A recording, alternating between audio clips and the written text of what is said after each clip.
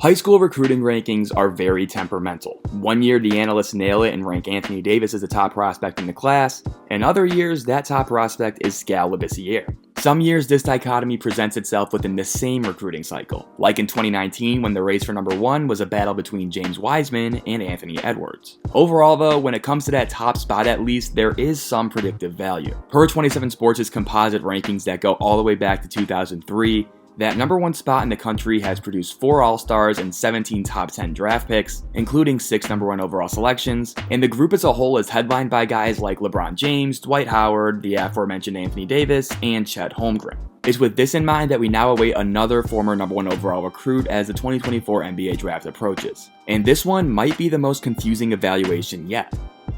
Isaiah Collier is an enigma. Anointed as a top high school player in the country for his 2023 recruiting class, he headed to USC to be a part of what was thought to be a surefire NCAA tournament team. But through odd injuries and just an overall lack of cohesion, the Trojans never really clicked, finishing with a disappointing record of 15-18, and ultimately leading to the departure of head coach Andy Enfield, who took the job at SMU. Where Collier fit into all of this is a murky discussion. He certainly wasn't bad at USC. He averaged a little over 16 points and 4 assists per game on decent shooting splits, but it's also fair to say that he wasn't necessarily as good as expected. He struggled with wild turnovers and decision making all year, his defense left a lot to be desired, and he just never really found true consistency in any aspect. Part of that was certainly injuries, as he missed 6 games in the middle of the season due to a hand injury, but even outside of that, there seemed to be a ton of ups and downs throughout his freshman season. There was his dazzling debut against Kansas State where he scored 18 points and tallied 6 assists in a 13-point win, but there was also the game against UC Irvine just 8 days later where he did score 23 points, but he also shot a poor 6 of 18 from the field and had 7 turnovers compared to only 1 assist in what turned into a 10-point USC loss. His overall season performance has left his draft stock even more unclear. He'll definitely be a first-round pick, but before the season started, he was seen as a clear top 5 guy. And now, most mock drafts and big boards have him slotted in the 10 to 20 range, and I'm gonna be honest with you, I don't really see the reasons for that, especially in a class that has no real stars at the top. I don't throw this term around lightly, but everyone, I think Isaiah Collier is underrated.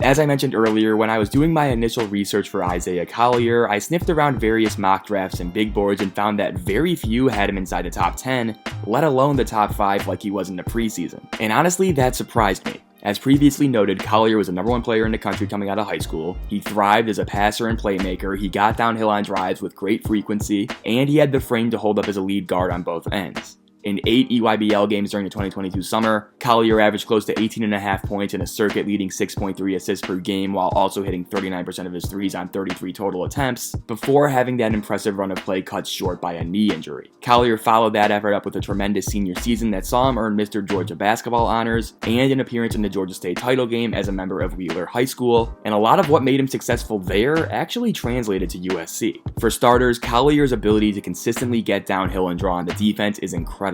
He possesses a rare combination of power, strength, and speed that allows him to just discard defenders with ease, and he was also effective once he got downhill. As a finisher, he converted 61.1% of his 157 rim attempts per synergy, and this also included a whopping 20 and ones. He's unafraid when it comes to challenging bigger defenders at the rim, and he has the overall body control and vertical explosion to back it up. Watch here how Collier will come up from the baseline for a handoff, and then use his frame to get an inside drive towards the rim before he ultimately finishes through contact, showcasing his awesome hang time. In addition to this raw burst though, I also came away impressed with Collier's ability to play with pace. In pick and roll situations, he is very good at getting defenders on his back and using his wide frame to shield them away from the basket, and while he's not crazy effective when it comes to finishing in the mid-paint area, he still shows some flashes of developing a float and mid-range game that'll make him even more difficult to deal with in the lane. Here, Collier does a nice job of snaking the ball screen, getting downhill, and then launching a soft floater over a smaller defender.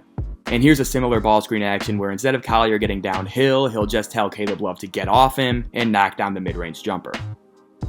Collier's ability to live in the paint also opens up his passing, and what makes him so promising in this aspect is the combination of downhill advantage creation and overall passing vision. Collier's 4.3 assists per game led USC this year by a wide margin, and his assist rate of 31.1% was good for 3rd nationally among freshmen. As a pick and roll distributor, he uses the same tools that make him such a dangerous scorer to exploit passing windows. Collier loves to get defenders on his back and create odd man advantages, and he's really good at drawing the big end to help before making slide drop-off passes for easy layups. Here, he gets downhill off of a pass, and watch how he draws the Arizona big man before making an insanely tight window drop-off for a layup. He's also a very solid improvisational passer as well. Nothing really feels scripted with him, and he's capable of making quick decisions based on what the defense shows him. He has a nice feel for identifying where the help is coming from on drives and then exploiting that commitment for open shots. And because of this rapid decision making, Collier perhaps has the highest ceiling when it comes to on-ball passing among players in this draft class. Here's another ball screen action where Collier flashes a nice dribble move before splitting the defenders, causing the strong side help to stop the drive, which Collier quickly recognizes for an open corner three.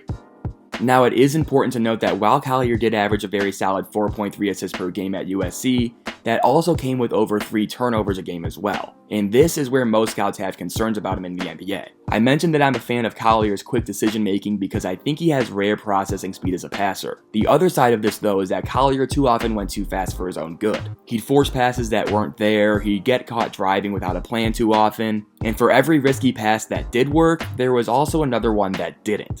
Here's a nice live dribble pass along the baseline that actually works for a corner three.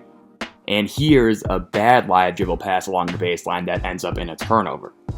Limiting these bad passes will be key to his NBA development and outcome, but again, in this draft, I'd rather swing high on the player that has more mistakes but has shown legitimate high-end playmaking skills than the player who hasn't necessarily shown that same on-ball ceiling. While Collier hasn't inspired much confidence when it comes to his shooting, I think this will ultimately get better in the NBA. On the whole, the release is pretty smooth and there's a nice ball flight to his shots, and while he only hit 33% of his threes on the season, this number was largely watered down by his 3-point attempts off the dribble, as he only hit 28% of his 35 shots of this variety on the season. If you take a look at solely his catch and shoot numbers though, he actually hit a very respectable 37% of these 3-point attempts, which gives me hope moving forward despite his below average free throw shooting and overall numbers. While it is reasonable to assume that he would need to improve as an off-the-dribble shooter if he wants to be a lead guard, the catch-and-shoot efficiency combined with his size suggests that he could perform well as an off-ball guard as well, which raises his overall NBA floor, as he could really thrive as a second-side playmaker who could attack closeouts, hit threes, and run weak-side pick-and-rolls. Watch here how easy it is for him to attack an already rotating defense as he just drives by the entire Colorado team for a layup. Defensively, Collier is a mixed bag. He averaged a steal and a half per game and did a decent job attacking passing lanes, and he also has pretty quick hands and the strength to knock the ball loose from opponents as a helper on drives and post-ups. Here, Collier uses his football background to his advantage, playing safety in the middle of the floor, as he reads Tristan da Silva's eyes, gets a jump on the pass, out-muscles KJ Simpson for the ball, and then gets fouled on the other end.